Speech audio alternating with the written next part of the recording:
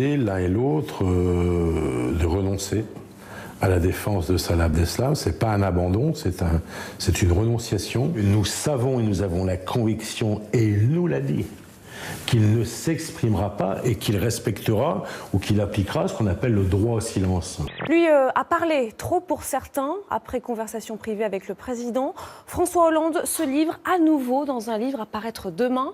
660 pages de confession dans un livre. Un président ne devrait pas dire ça. Malheureusement, les journalistes qui l'ont écrit ont raison. Un président de la République ne devrait pas s'exprimer comme ça. Ne devrait pas faire ses confidences pendant des heures et des heures à des journalistes. Il y a un problème avec l'islam. Et d'ajouter que ce n'est pas la religion qui est dangereuse en elle-même, mais que le problème c'est que l'islam veut s'affirmer comme une religion dans la République. Je suis très surpris de voir François Hollande le dire parce qu'il l'a longtemps nié. Il n'y a pas avec l'islam de compromis possible. Sarkozy, Hollande et depuis Giscard en fait. Pour moi, ils ont du sang sur les mains. Le président n'en reste pas là, y compris sur les ténors de son camp. Jean-Marc Ayrault, quand il était Premier ministre, tellement loyal qu'il est inaudible. Najat Vallaud-Belkacem, Elle est bonne, Najat, très forte en langue de bois. les Verts.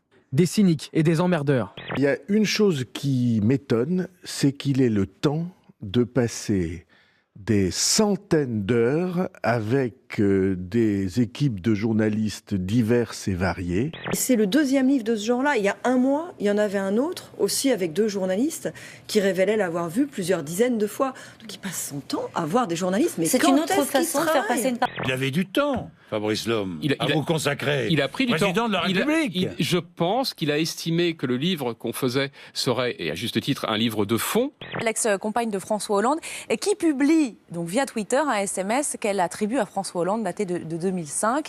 Ouais, d'accord. Bon, avec ça, je laisse les Français faire leur jugement.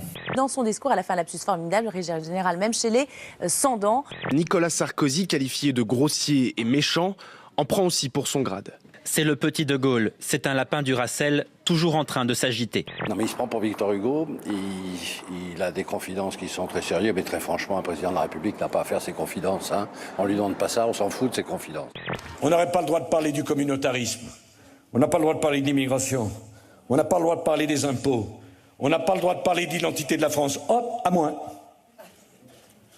qu'elle soit heureuse. Soyons ravis.